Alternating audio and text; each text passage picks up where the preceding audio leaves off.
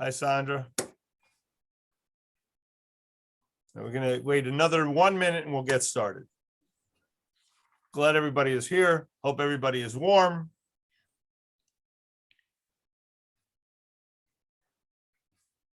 Maybe you've got your own water bottle set up.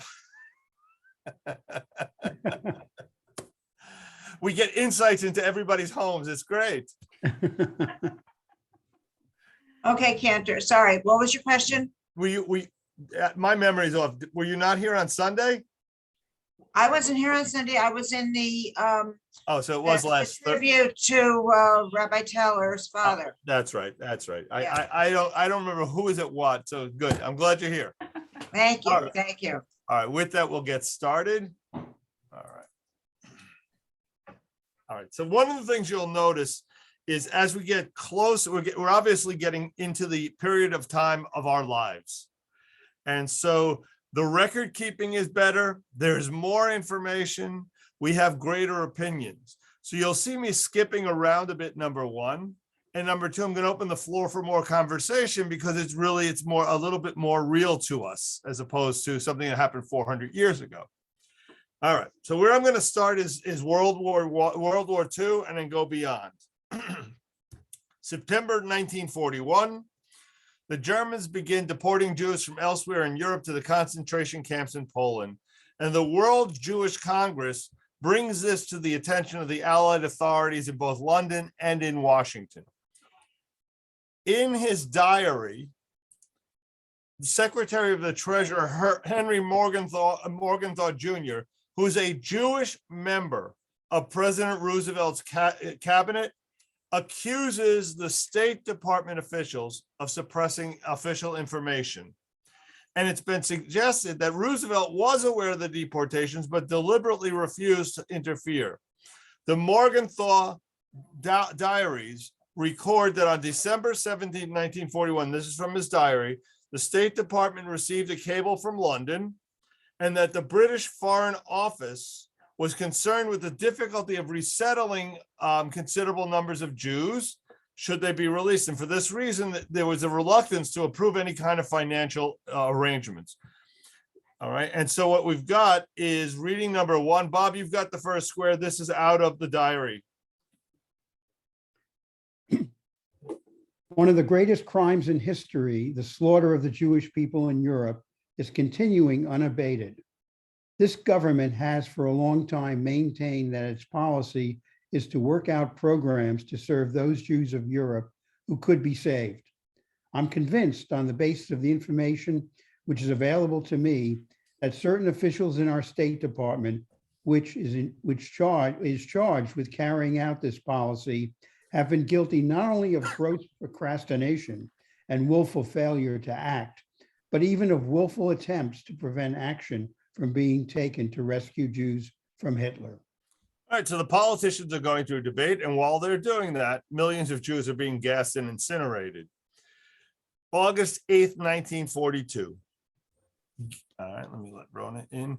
1942, Gerhard Regner, who is the representative of the World Jewish Congress in Geneva, sends a telegram to the State Department detailing the mass murder of Jews taking place under the Nazis. The information comes from three sources. One, the Allied underground. Two, German deserters. And three, even a report by a former SS officer who had served in 3 extermination camps. Sumner Welles, who's the Deputy Secretary of State, does not disclose this information to Roosevelt. Here's what reading number 2 says, Marcia. That is the text of the telegram. Okay. Received alarming report that in the Führer's headquarters plan discussed is and under consideration. I don't know. All Jews in countries occupied or controlled Germany, numbering 2 million, should, after deportation and concentration in the East, be exterminated to resolve once and for all the Jewish question in Europe. Action reported plan for autumn methods under discussion, including prussic acid.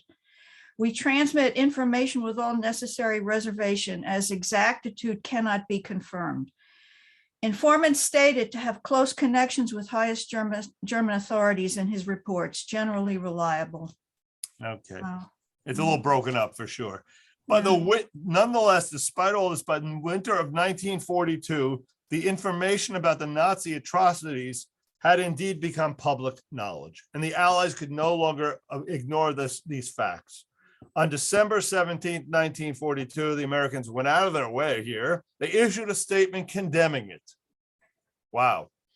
Roosevelt noted that the government was aware of the killings, and he added, reading number 3, Amy.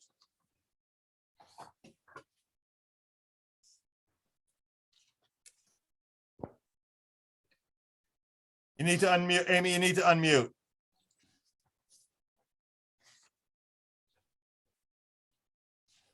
Okay, sorry. As part of the Allied nations issue statement on mass murder, we are dealing with an insane man, Hitler, and the group that surrounds him represents an example of a national psychopathic case. It is not our purpose to fight for greater rights for anyone at the expense of another group. We have fought for the freedom for all and equal rights for all. We consider the attack on the Jews in Germany and Poland as an attack on our ideas of freedom and justice, and that is why we opposed it so vehemently. All right, so I'm going to address one issue here, but the reality of it is there's so much writing on the Holocaust. There's so much writing on American response, and I encourage you just to go in search of, because it's a course unto itself. It's not a 5-minute introduction here. But I do want to look at, could American Jewry have done more to rescue the Jews during this time? And the idea remains highly contentious. On the one hand, on one side, some blame Jewish leaders for doing too little, too late. Some condemn Jewish organizations for their inability to unite in times of crisis, which they didn't. And what just happened? And some argue that American Jews should have applied greater pressure on the government to help save Jews, and there were missed opportunities. Actions that, if taken, they believe would have made a difference. There are others, however, that conclude sadly that no matter what would have been done, nothing more really could have been accomplished. And they cite the following. There was an anti-immigrant sentiment in the United States. There was a sense of a persistent isolationism. You had a burgeoning anti-Semitism, as you'll hear, that really anti-Semitism reaches its apex during the war. And politics of expediency coupled with the president's hesitancy and his statement that the best way to save the Jews is to win the war. All of those factors would have rendered even the most zealous Jewish rescue campaigns futile. So you've got two sides of the argument here, and there is no answer. All right, but at the end of the day, by all accounts, Hitler's determination to get rid of Jews in the world was probably greater than anybody's power to stop it. But that's a prognosis, and I can't tell you for sure.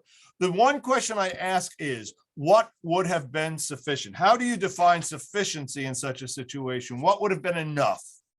And what real power did the American community really have? The American Jewish community? Because it itself was highly fractious.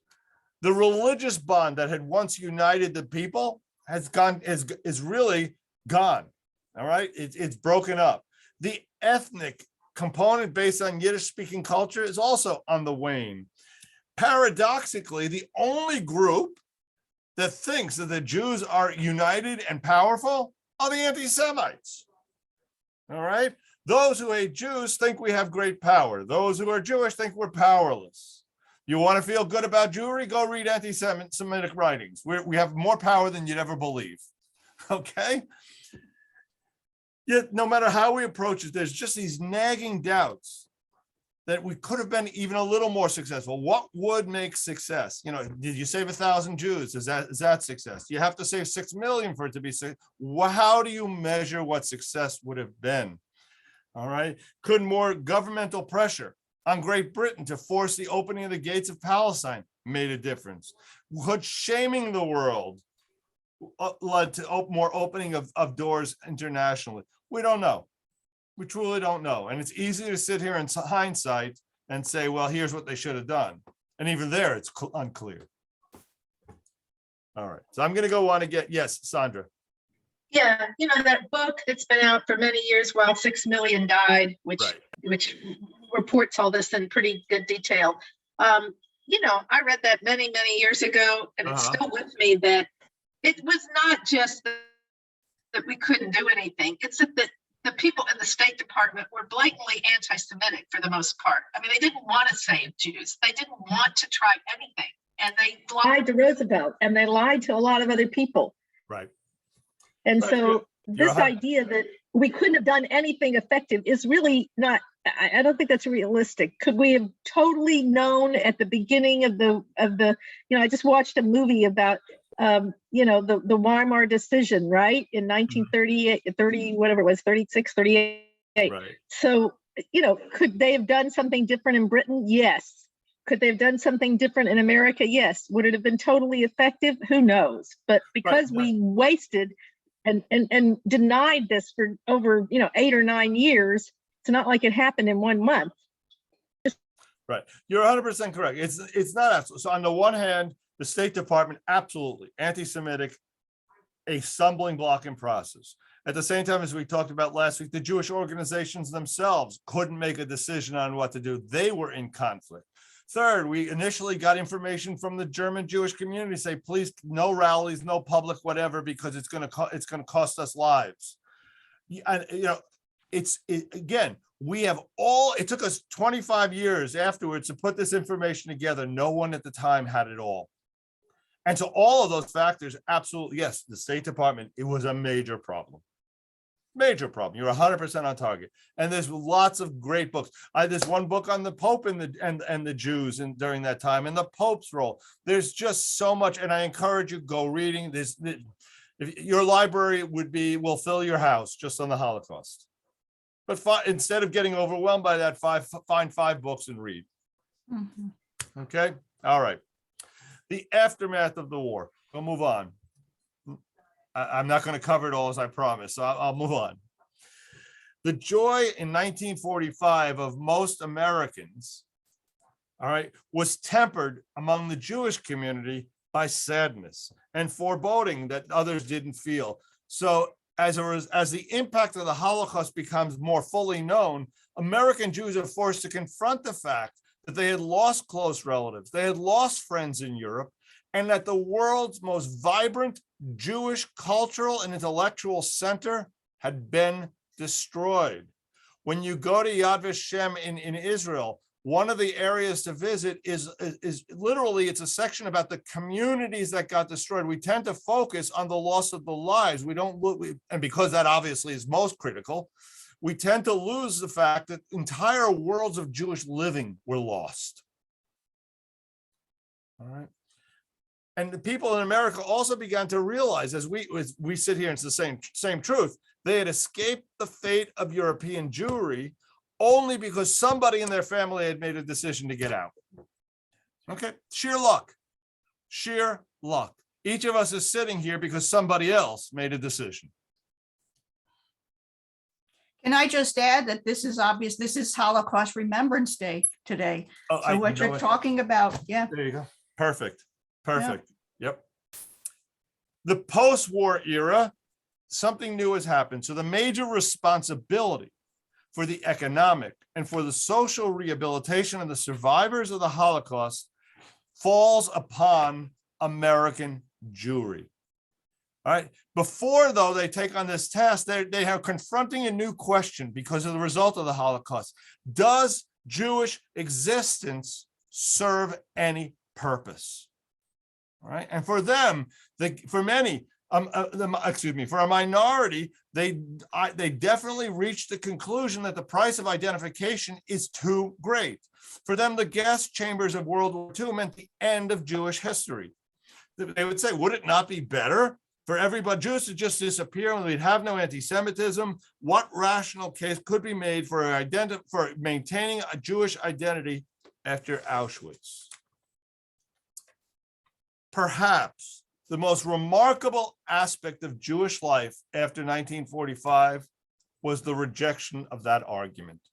the rejection of the despair by the vast numbers of American Jewry. And as a result of the decimation, the United States then really becomes the most important Jewish community in the world. And nowhere else do you have the numbers, the wealth, the intellectual burdens, and so intellectual resources. And so the burdens of that fall upon Americans at a time in which many of the people are still first or second generation immigrants. It's not an organized community in the way we understand today. You didn't go to Federation and put out a Colleyville statement. All right. Nonetheless, they have the burden of what do we do with all these survivors? And the tasks include not only supporting the remnants of European Jewry, which they had to, but aiding the struggling Jewish community in Palestine, which is happening at the same time, and creating a vibrant Jewish community here in the United States. All of this is falling on a community that 10, 15 years ago had no intentions of being world leaders, many of whom are immigrants and children of immigrants, and suddenly it's in their laps. From a contemporary perspective, it may be the most striking fact that regarding this experience, they ultimately were successful in all three areas. It's a real tribute. So there's some real successes that come out of here. One, we didn't get cut off by the despair of the moment. And two, we were able to support the survivors, aid those in Palestine, and create the vibrant community here in America. That is a miracle.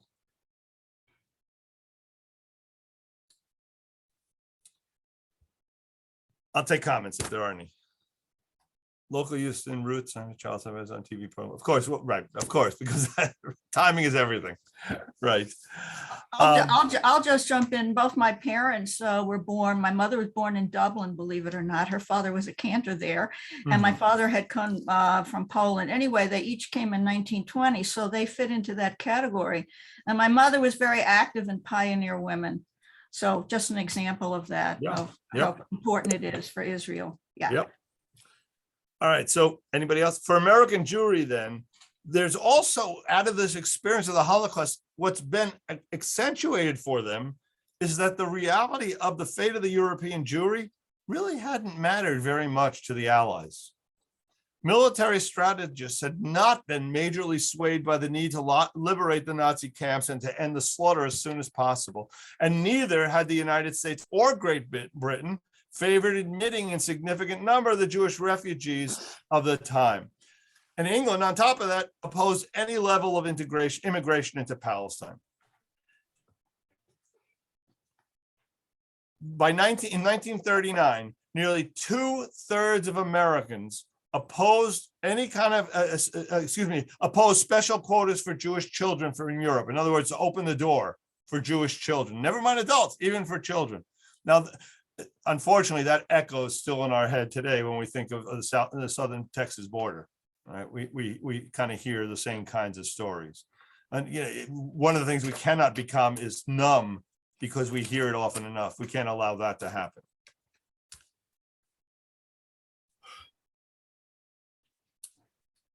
Jews suspected, probably rightfully so, the Holocaust had not changed the attitude of the great powers or their citizenry towards Jewish victimization. Even Roosevelt, who was a revered figure by this point, he remarked upon returning from the Yalta Conference in February of 46, that after his brief meeting with the King of Saudi Arabia, he finally understood the Palestinian controversy. All right. So Palestine, from Roosevelt's perspective at this moment in time, is not to be an option. Where are they going to go? These Jews are not Jews who wanted to go back to Eastern Europe, because the reality is they're still being murdered in Poland. The Soviet Union was not exactly the place to be. You didn't find a lot of Jews vacationing in the Soviet Union, I promise you. All right. Furthermore, there was no likelihood of the doors of immigration opening. So you've got a dilemma here. Nativism continued to shape. Did I skip something? Hold on. No. Nativism continued to shape post-war America and its immigration policy. William Chapman Rivercombe, who was a West Virginia Republican, all right, claimed that the European displaced persons, which is a code word for Jews, okay, were pro-communist. An interesting charge, since not one of them wanted to go back to the communistic world. But they certainly did bring communistic attitudes with them. Reading number 4. All right, Diane, or more, whoever would like to read. Annie Reed. No, you go. All Well, right. you'll both get a chance. Go ahead. William better at Chapman, Rivercombe, West Virginia Senator. Many of those who seek entrance into this country have little concept of our form of government, Rivercombe said in 1947. Certainly, it would be a tragic blunder to bring into our midst those infused with a communistic line of thought when one of the most important tasks of this government today is to combat and eradicate communism from this country. Okay. See, obviously there is a political wisdom to what he's saying, but to in any way claim that this is not anti-Semitic at its underpinnings is nuts. Clearly it is. According to polling data, American Semitism had reached a new peak during the war. And with the end of fighting, American Jews are debating how should they respond if anti-Semitism continues at that peak level. Previously, before this time, Jews had gone out of their way to be inconspicuous. They wanted to persuade the larger community that they were no threat to American culture. So just be quiet. Shta. All right, be still. Jewish entertainers such as Nathan Birnbaum, who you know is George Burns, or Betty Persky, who you know is Lauren Bacall, anglicized their names. Other people went a step further. They anglicized their noses. Okay, they went out of their way. Reading number 5 comes from George Burns, A Hidden Jew. Manny, do you want to read or should we go on? No, I'll be happy to, Please, bivakasha. especially George Burns. There you go. Burns had to hide his Jewishness. He was Jewish inside, but it stopped at his skin because he couldn't be too Jewish, he said. He and other Jewish show business friends had to join the Hillcrest Country Club because the others barred Jews. So there you would find Burns and Groucho Marx, Jack Benny, Eddie Cantor, Al Jolson, Danny Kaye, Milton Berle, the Ritz Brothers, and George Jessel. I once asked Tommy Smothers if he knew Jack Benny was Jewish. He said no. So these performers were playing to two audiences. The Jewish audience heard them one way and the Gentile audiences another. It wasn't until 1975 that Burns was finally able to wear his Jewishness with pride when he co-starred with Walter Matthau as an aging Jewish vaudevillian, Al Lewis, in the movie The Sunshine Boys, one of the greatest movies ever made. Great movie.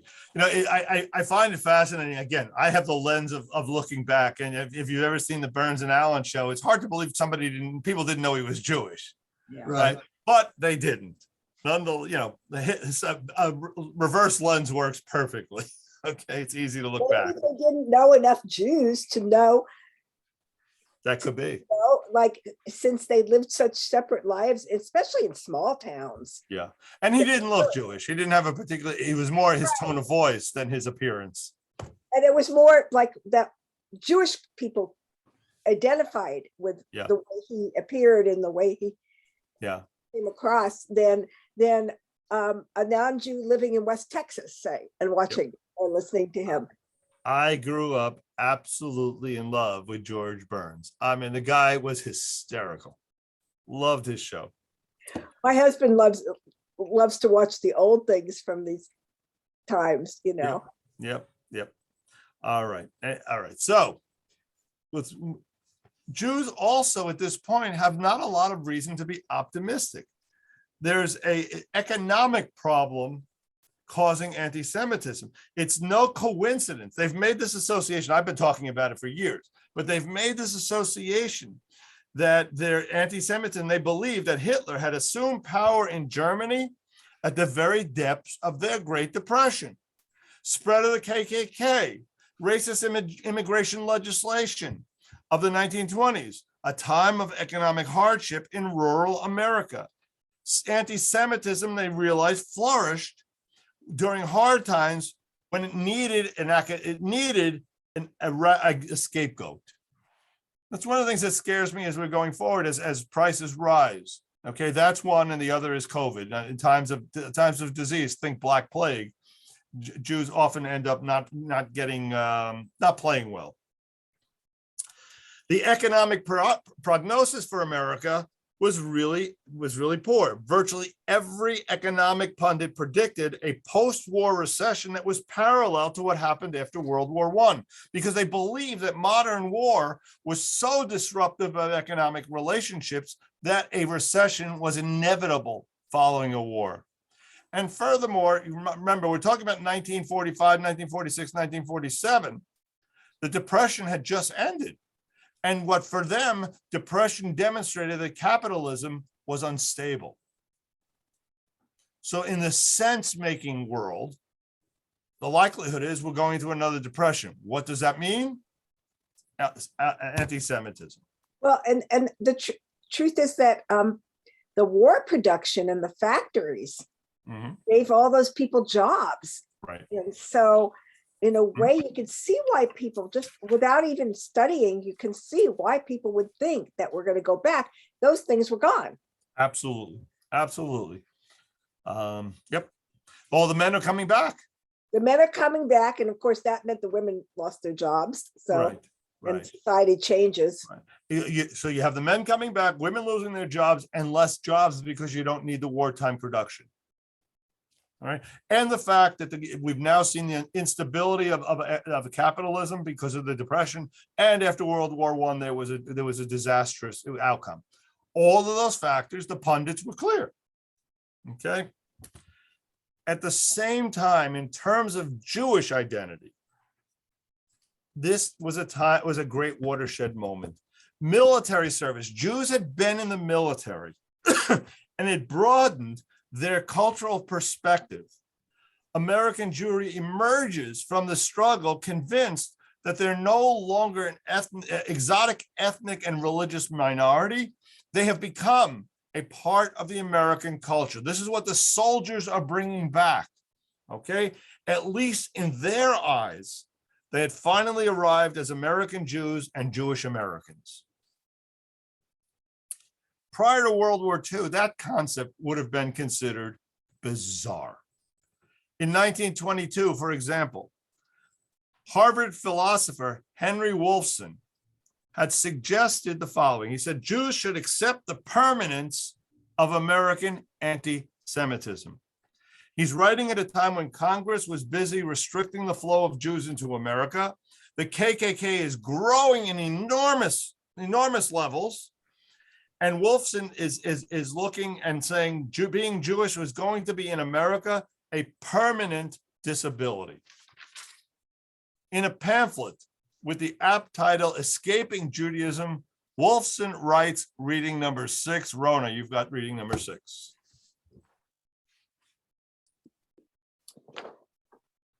There are certain problems of life for which no solution is possible. Because of our Judaism, we must be prepared to give up some of the world's goods, even as we must be prepared to make sacrifices because of other disadvantages with which we may happen to be born. Not all men are born equal. Some are born blind, some deaf, some lame, and some are born Jews. The common lot of Jews, even in America, was to be isolated, to be deprived of many social goods and advantages. So after 1945, that was written in the 20s. After 1945, the Jews who agreed with Wolfson's gloomy analysis declined in number. The war had diminished any conflict they may have perceived as their identities as Jews and Americans. Servicemen and civilians made important contributions to that war and assumed there'd be positive outcomes. And they see the merging of Jewish and American faiths together. Because again, America went to war with the greatest enemy of Jews. All right, the enemy of my enemy is my friend.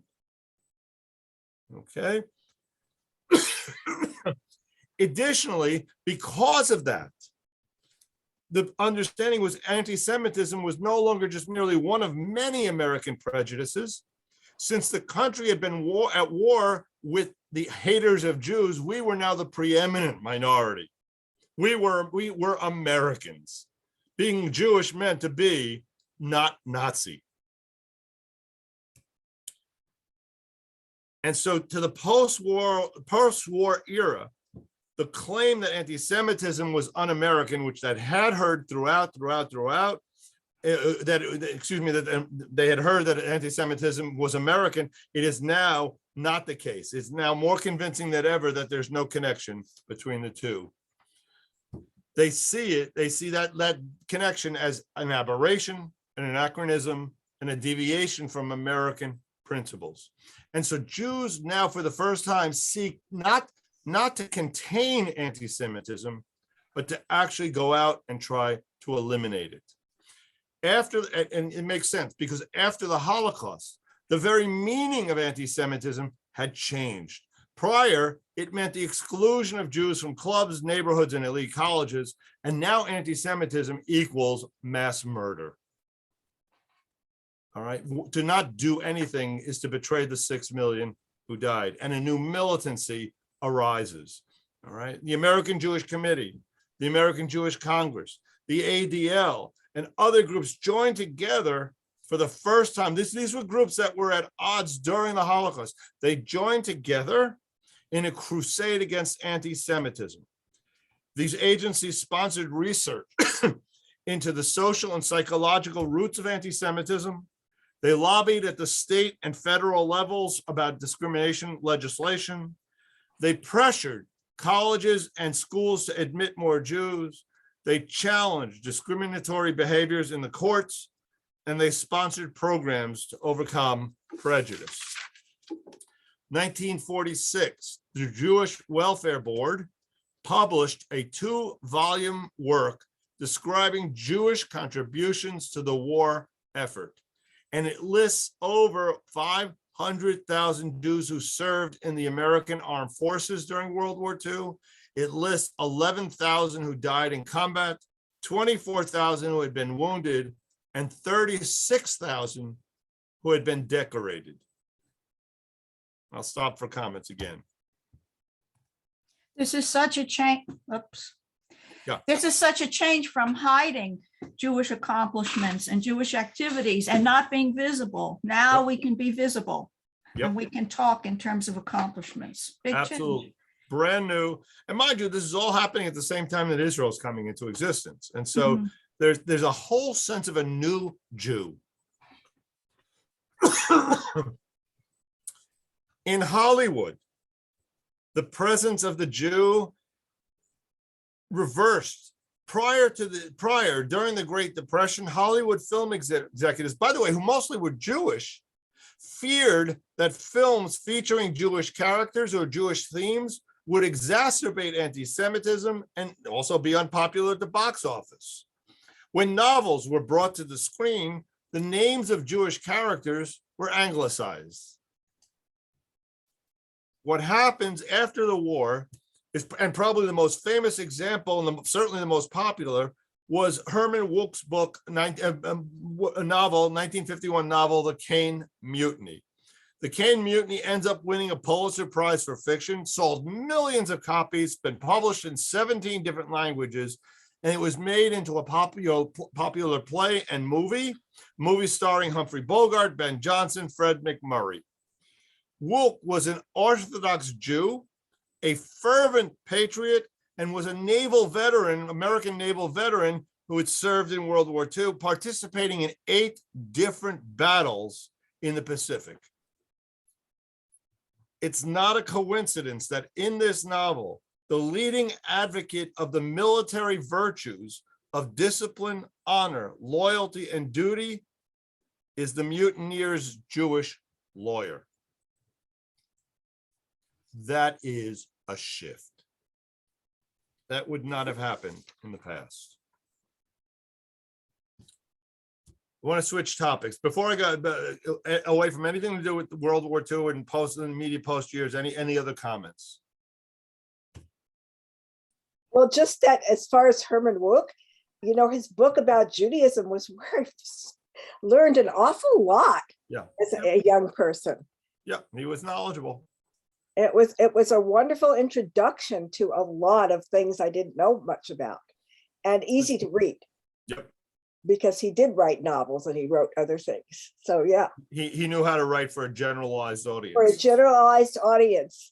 So it was a really good introduction to learning. Good. But like you take his book, Marjorie Morningstar, which in effect is about Jewish camp life. And in the movie, you have Natalie Wood playing the lead. So, and I bet in the Caine Mutiny too. Well, sure, the actors you had mentioned. Humphrey Bogart had no claims on being a Jew. No, he married a Jew, but Did he? I didn't know that. Lauren Bacall, who I didn't realize that. Okay, I didn't. Betty Persky. Yeah, my Hollywood gossip really is terrible. You could go to my husband for him. He probably could talk about all that. But yeah, it was his books were like form, especially the books that had Jewish themes were part of my growing up. And absolutely. All right. With that, I want to jump in. I put something in the chat that this week they're opening the new museum of motion pictures. Okay. And I heard on Bill Maher this week, in Houston? In Los Angeles. Oh, in Los Angeles, yeah. Los Angeles. And they've excluded all the founding Jews, Metro Goldwyn Mayer. And so it's topic in the news this week. And so we're seeing a backlash from that. Maybe in the 50s, they thought these great directors and founders of Hollywood were wonderful. Marcia can talk about this, a lot. But now they just opened this new museum, or they're founding this new museum, and all the Jews are, not mentioned. What a random happening. Yeah, that was this week. God almighty. Hard to believe. All right, I'm going to take us to a better place. All right, 1954. American Jews pause to take stock. The occasion is a year-long celebration of its tercentenary, the 300th year, the 300th anniversary of the landing of, we started out with the 23 who came to America in 1654. That's where we started this course. We're now 300 years later. On such a occasion, self-congratulations are very, very common, and I promise you they did very well in that area. In a special issue of the Jewish Quarterly Review, the editor, Abraham Newman, wrote reading number 7. Sandra, you've got 7.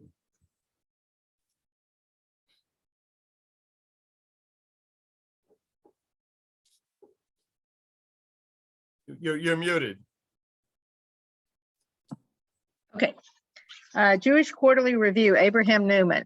Looking back upon past horizons in many lands where Jewish communities have lived, we become conscious of our relatively high accomplishment under American skies. We also come to realize that the evolution of Jewish culture in America is still in its early stages. Okay. In the introduction to that journal, that issue, Robert Gordis notes, and this is reading number 8. I'm going to assume, since Marcia Adler, Jerry, you've got your no picture, that you don't have the materials. I'm going to go back to Bob for reading number 8. Judaism, Robert Gordis. Isn't this Rabbi Gordis? Yes. Well, it's his grandfather. It's Daniel Gordis's grandfather. Oh, okay. The Far Rockaway is what I'm thinking of. It was a Rabbi Gordis. Mm-hmm. The thinkers and leaders represented in the following pages share in common a faith in tomorrow, a conviction that American Jewry has its future before it and not behind it, and that its children can attain a creative and meaningful Jewish life here in America. Okay. The central event of this year-long celebration was a dinner at the Sheraton Astor in New York, during which the key speaker, the guest of honor, was President Dwight D. Eisenhower. The former commander-in-chief commends his hosts for coming from the people who gave, quote, new dimensions of meaning to the concepts of freedom and justice, mercy and righteousness, kindness and understanding, ideas and ideals which were to flower on this continent. Thank you for the honor of being with you, the president concluded. Now, his presence, his mere presence, that the president of the United States is there, is a major statement. No, in lots of ways. It's a gracious act.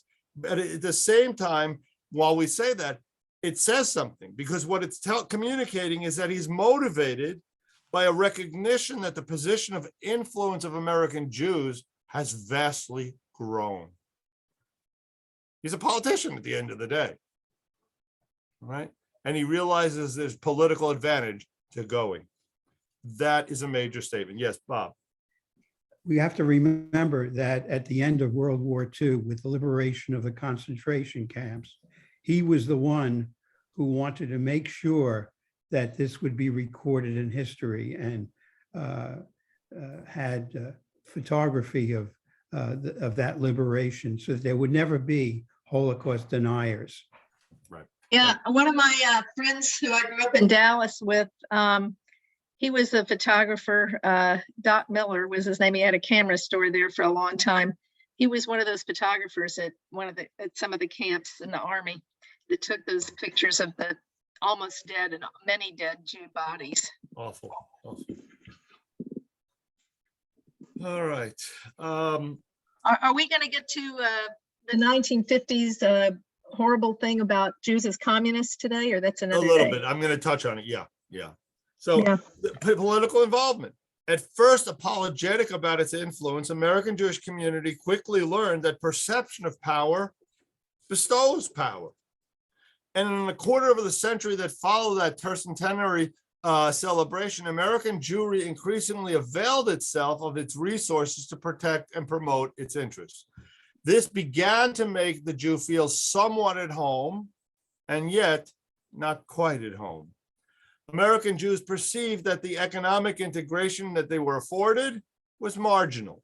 The social acceptance the status was somewhat limited. Cultural, religious, communal acceptance, somewhat fickle.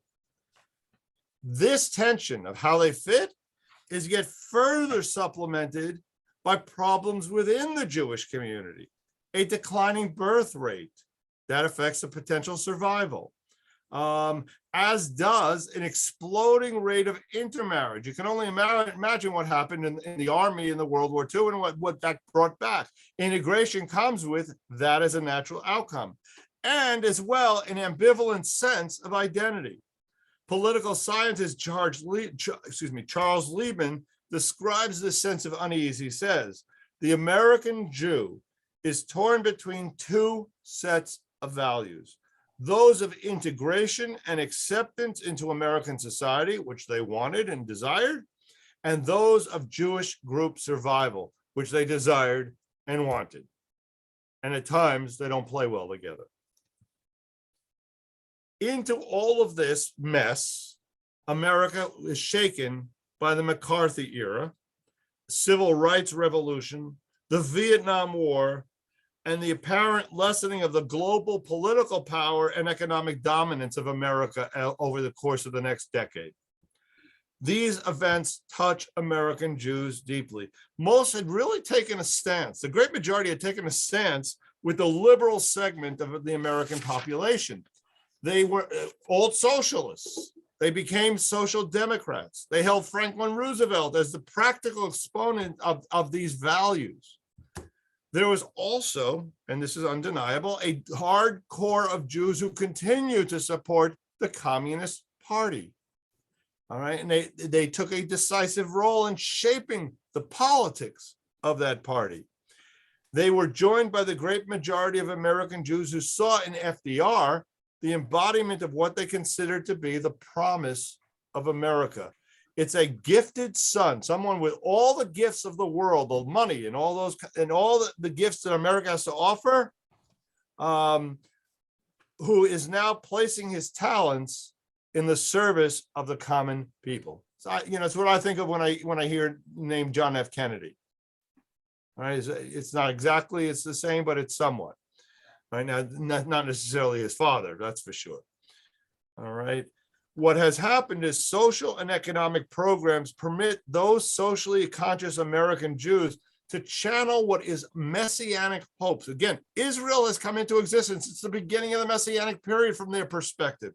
Those messianic energies are then channeled into acceptable American endeavors, reaching out and helping Blacks, reaching and changing the world.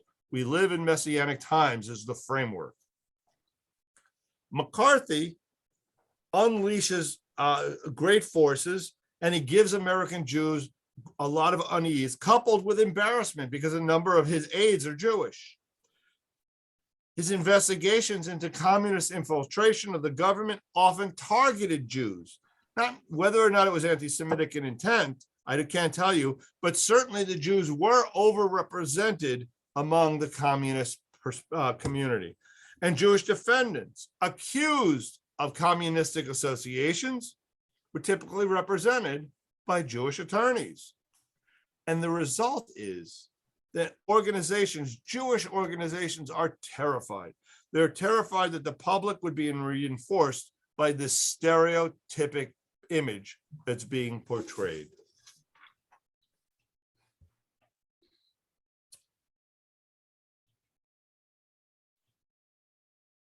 This is raising great apprehension for the Jews.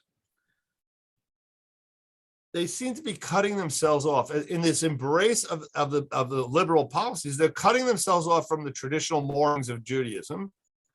And for a generation whose memories of the rise of Hitler were fresh wounds, they're now fearing the rise of McCarthyism, and that's not unfounded for them.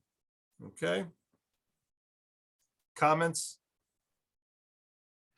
One thing that's interesting is that his main attorney who went after people was Roy Cohn, Yep. who was a Jew and then who was an influence on Trump later on. Wonderful. So you've got support for McCarthyism among some Jewish lawyers and Jewish supporters, and you've got on the other end of the spectrum a larger than normal representation of Jews within the Communist Party. What could go wrong? Yes, Sandra. My personal history is my grandfather, who was an immigrant from southern Russia, Kiev area, was framed in Dallas, Texas, and sent to Huntsville prison for over 10 years. Wow. They framed him as a communist. They said that he had done illegal business, and anyway. So there was, it was Henry Wade of Roe v. Wade fame this week, who was the district attorney and was in a totally anti-Semitic trial right here. Wow. Oh, that's really personal. I didn't know anybody that did that, but the whole repercussion, there were a lot of people who joined the communist parties, say in the 30s, and that now in the 50s, they really didn't have any part with it anymore. Right. And He wasn't. My grandfather wasn't a communist. I mean, he became a international kind of believer in peace, but right. They just needed a Jewish person to frame in Dallas in those days. And so they totally did it on the basis, they didn't say he was a communist, but everybody talked about that, right? I wasn't actually thinking of him. I'm just thinking in general that they, all the blacklists and all of that. Some of these people might have been members of the Communist Party way back. Right. Look, it makes sense. And they no longer were. And they Right. It makes sense because we're talking about a population that has moved from Russia, that had lived under the thumb of the Tsar for years and years and years. And communism arises as the opposition to that. And again, if you look at things work better sometimes in theory than reality. And in theory, it's a lovely idea. In small numbers like a kibbutz, it works real well where everybody knows everybody. It doesn't work nearly as well in larger populations. That's what we've discovered, particularly when it gets over what we know as communism today is not necessarily what Karl Marx had in mind. Okay. And so that's what was brought to America. Who came here were those who embraced that in the hope that it would overcome Tsarist oppression. Okay, So it's not a random fact. That's the values they brought here. Now, over time, what communism turned into was easy to reject, and Americans, American Jews certainly ultimately did, but not at its early stages. All right. The other thing I want to look at in this time is examples of Jewish participation in the civil rights struggle. All right. Jewish support encompassed the actions of thousands of individuals who felt obligated to create, remember this is a messianic time, a more just America. One example, I'll give you this, there's lots of examples. One example, in 1950, Bella Abzug went to Mississippi to defend Willie McGee. Abzug, as well you know, is best remembered as a feminist congresswoman, but she began her career as an anti-racist lawyer. McGee was an African-American who had been accused falsely of raping a married white woman, and Abzug went to try and save him from the electric chair.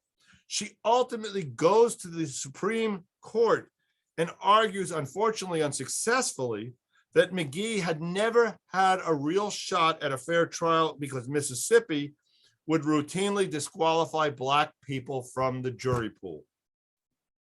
Unfortunately, it wasn't successful. May 8th, 1951, the state executed McGee. 1950, the American Jewish Committee hires a Black psychologist, Kenneth Clark, to study the psychological impact of school segregation upon children. And Clark finds that segregation does indeed damage self-esteem, and that leads directly into the legal brief that is prepared by the NAACP, which in 1954 triumphantly wins Brown versus the Board of Education. So Jews have their hand in trying to shape that as well. Rabbis across the country call that decision a red letter day in American history. Jewish communal leaders use the offices of Jewish Communal Council to facilitate the desegregation of the city's schools, the playgrounds, and the swimming pools. That's what I'm going to finish today, and I'm just going to open the floor. The Rosenberg trial. Mhm. Yeah. After the Rosenberg trial, yep, never given a shot. Right. Yep. But this is also a time of the rise of American Zionism, right? Mhm. Because I grew up, like that was, of course, I'm talking by then it was 60s, but still for me. Yeah. But growing up with that, Israel could do no wrong, and we're all behind it. And Well, that's primarily after 67. yeah, That wasn't before 67. I was thinking that it was later, but Yeah. even before that, though, I was like, a young Judea was a big deal. And my mother was also in Pioneer Women. Oh, really? Yeah. I don't know if it's because that's where the Tiferet Israel women were, but I don't think so. Just I think it was broader than that, but it was active in Dallas. It was an Yeah, active which is group in great. Dallas. Look, one of the things and then Manny, I'll take your question. One of the things I need to know, look, we have as opposed to 250 years ago, we have so much information that by definition, I am picking and choosing. I have no choice. Or today's lesson would have been 4 weeks long. Okay. Yes, Manny. One of the things that was going on in the 60s, in the 50s, 60s, 70s, was the number of Nobel Prizes that went to Jews. Mhm. It was, an enormous number. So does something like that help us, not help us? What are your thoughts? Well, I don't think it does any harm. That's for sure. Whether or not it helps, I think that those who are predisposed to see it as a positive Right. find it positive. Those who are predisposed to seeing it as something else, see it as something else. I'm not. I don't know that it affects or effectively changes opinions. Right. Okay. Back to the civil rights movement, our rabbi who has since passed away, that was his shining moment. And, he talked about it all the time that Rabbi Raskin, he walked with Martin Luther King. He marched with Martin Luther King, and it became his mantra. Right. And So rabbis were very proud. So connecting the two, thank you. Where, Manny, to answer your question, where it helped was in Jewish self-image. All right. It didn't necessarily change the external perceptions, but where these things helped, as you just described with the rabbi, they helped with Jewish self-image. Sandra, I think I saw your hand up. Yeah. Yeah, Rabbi at Bris Shalom, Moshe Kahana, marched with Sama with Rabbi and he brought along with him, I think 2 or 3 Christian clergy. 2 were Episcopal from Houston. And but when he got back, some of the people at Bris Shalom were not happy with that action. Some were, and so it was a controversial effort on his part. But I say that because there was Josh Furman gave a whole course at Melton about Jews in Houston, and not just here but all around Texas. And there were a lot of different people who felt like that was not our place as Jews, right? And then there were the same thing happened in the Civil War. Right. Rabbis who got up and stood and made statements anti-slavery often lost their jobs. But those who spoke pro-slavery often lost their jobs, depending on where they were. Right. You muted yourself. We think that 100 years later, we would have been more accepting of, helping the beleaguered in this and the racially, suffering people in the South, but 100 years later and 20 years after a Holocaust. One would think. I think they were still afraid. Yeah, that's probably the truth. Afraid to that if they spoke up, especially in the South, with the backlash. So Rona, I do think in general you're correct, but I cannot tell you that as you walk into any synagogue in the South or the North, that you aren't going to hear comments that just want to make your hair on the back of your neck stick up. Doesn't mean that's prevalent. I'm not going to suggest that's prevalent, but I'm going to say it exists. I know, and there was always as liberal as growing up in New York till I was 11. I mean, the word Schwartz was like common, and now I would never think to use that word. Yeah, my brother and I had this conversation with my mom, who simply who had she was part of her generation, and there were a lot of bigotry there, and she would use the word Schwarze, and we kept saying to her, "Mom, that's not a good word," and she'd say, "But it means black. What else am I supposed to use?" No, I understand what it means. I understand what its original context was. And I would say the same thing, by the way. I was just having this conversation with Blake the other day about the word goy. In Hebrew, it has no overtones. As a matter of fact, you look at our prayer book, we call ourselves a goy kadosh. We're a holy people, holy nation. But when you use it in Yiddish, it is not neutral. The word Schwarze, as much as, yes, it does mean black, is not usually used in a neutral way. Exactly. It was. The word gay. I mean, we don our gay apparel. I don't think that